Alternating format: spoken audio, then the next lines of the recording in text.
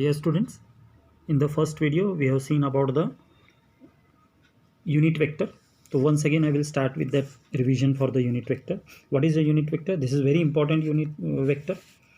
This is represented for x-axis, y-axis and z-axis. x-axis के लिए unit vector कौन सा है? I है. y-axis के लिए j है और z-axis के लिए k है. तो यूनिट वेक्टर कैसे निकालते हैं? यूनिट वेक्टर, सबसे पहले यूनिट वेक्टर का फंक्शन क्या है? It is use to represent the direction of the vector. Unit vector किस लिए यूज होता है? Unit vector represents the direction of a given vector. It is denoted by a cap. Okay, caps lock caps लिखते हैं. अभी ये देखो ए है, एक ए इज़ ए वेक्टर, तो उसका डायरेक्शन कैसे रिप्रेजेंट करेंगे? A cap. तो unit vector is represented by a cap. अगर यूनिट वेक्टर का वैल्यू हमको निकालना है तो हमको we know the vector will be equal to what? How will write the vector value? Magnitude of the vector multiplied by the direction of the vector. So magnitude कैसे लिखते हैं? A bar में, okay, into a cap. What is a cap? Unit vector. तो vector A is equal to magnitude of the vector multiplied by the unit vector. If suppose they are asking the unit vector, so unit vector is equal to what? Vector a by magnitude of a. So this is the formula for the unit vector. Then we have seen the orthogonal unit vector. Orthogonal unit vector मतलब क्या है? x axis, y axis, z axis, these three are the coordinate system. 3 coordinate axis are there.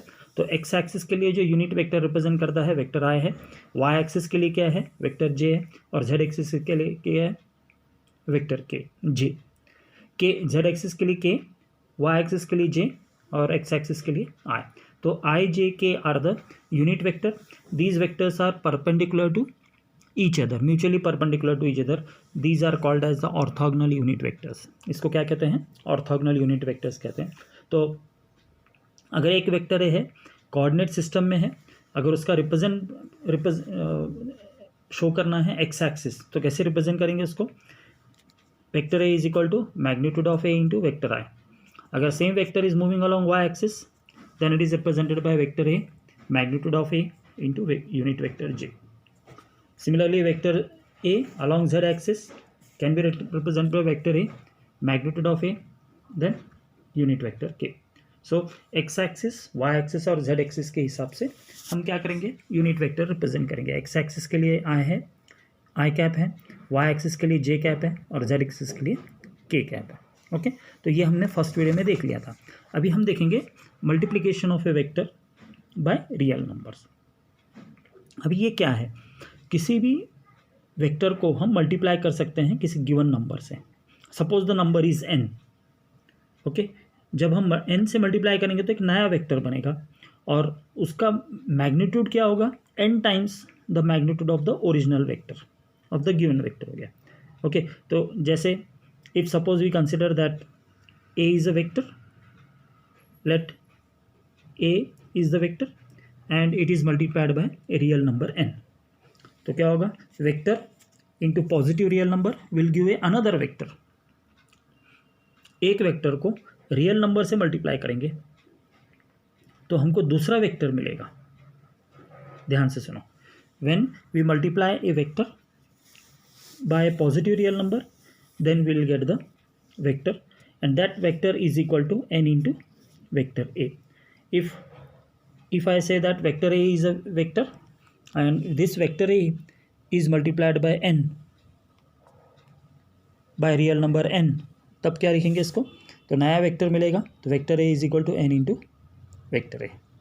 So if we say that n is equal to 2, then vector a will become what? 2 into vector A, small A. Okay, मतलब small ए को हम क्या कर रहे हैं? Multiply कर रहे हैं. किससे? 2 से. तो ये क्या आ जाएगा? Vector A is equal to 2 into vector a. अब n की जगह में -2 ले लिया तो it is multiplied by small a vector a. तो वेक्टर क्या बनेगा? -2a. So multiplication by vector, किसी भी वेक्टर को हम अगर मल्टीप्लाई करते हैं रियल नंबर से, तो जो नया बनेगा क्वांटिटी वो वेक्टर ही बनेगा. और वो वेक्टर क्या होगा? मल्टीप्लाई होगा, और मल्टीप्लाई होने के टाइम जितने टाइम से हम उसको मल्टीप्लाई कर रहे हैं उतना टाइम ओरिजिनल वेक्टर इंक्रीज हो जाएगा. So this is the multiplication of vectors by real number. Next is multiplication of vector by scalar. Now we know when a vector quantity is multiplied by a scalar quantity, then the new physical quantity is obtained is also a vector quantity. Scalar is a quantity which has only magnitude. Okay, जब कभी भी किसी भी vector को हम scalar से multiply करते हैं तो जो नया वेक्टर मिलेगा वो वेक्टर क्वांटिटी ही होगा. ओके, कैसे पता ये करेंगे? जैसे अभी एग्जांपल है, when a velocity v is the velocity, okay, it is a vector quantity. इसको मल्टीप्लाई करते हैं मास के साथ m क्या है? मास क्या है? Scalar quantity. जब वेलोसिटी को मास के साथ मल्टीप्लाई करते हैं तो we will get a new way quantity that will is called as the momentum. It is denoted by p. So vector p is equal to m into v. m क्या है? Scalar quantity, और v क्या है? Velocity है, ये vector quantity है. सो क्या हो जाएगा? Momentum will become what? Mass into velocity.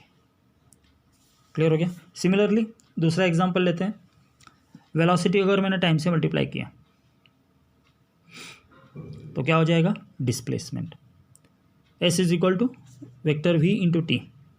So s is equal to v into t, this will become a displacement. तो mass multiplied by acceleration will become a force. It is another a vector quantity. Next point is, ये समझ में आ गया.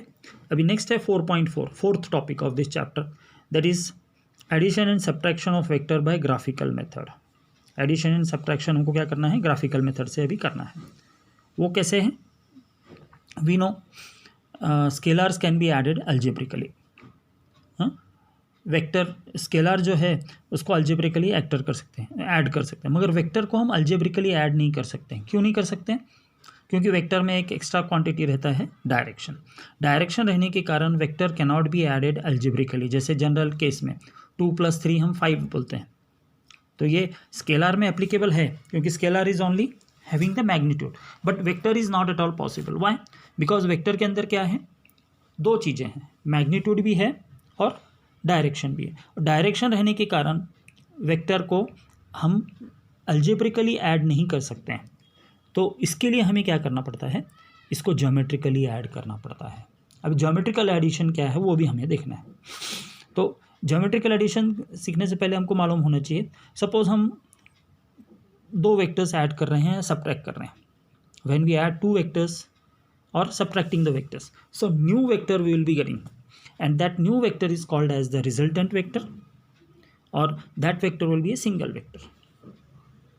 जब दो vectors को हम add कर रहे हैं या फिर सब्ट्रैक्ट कर रहे हैं तो जो नया वेक्टर मिलेगा वो सिंगल होगा, और जो नया एक वेक्टर है उसको हम रिजल्टेंट वेक्टर कहेंगे. उसको कौन सा वेक्टर कहेंगे? हम रिजल्टेंट वेक्टर कहेंगे. So when 2 or more vectors are added or subtracted, we get a single vector called resultant vector. What we'll get? We'll get a single vector, and that single vector is called as what? Resultant vectors. अब कैसे है? Vectors को add करने का तरीका है. कैसे add करना है? When the vectors are to be added are arranged in such a way, इस तरह से उसको अरेंज करना है, such a way that head of the first vector coincides with the tail of the second vector. मतलब कैसे? दो vector है, पहला वेक्टर है उसका भी इनिशियल रहेगा और हेड भी रहेगा, टेल भी रहेगा. तो पहला वेक्टर का जो हेड है वो किसको टच करेगा? दूसरे वेक्टर के टेल को. पहला वेक्टर का जो हेड है वो किसको टच करेगा? दूसरे वेक्टर के टेल को. और दूसरा वेक्टर का टेल हेड किसको टच करेगा? तीसरे वेक्टर के टेल को. इस तरह से आ जाएंगे, और फिर जो फर्स्ट वेक्टर का जो टेल है और जो लास्ट वेक्टर है उसका हेड है, दोनों को ज्वाइन कर देंगे. इसको कहते हैं geometrical addition. Okay, so next video में हम देखेंगे इसको कैसे करना है.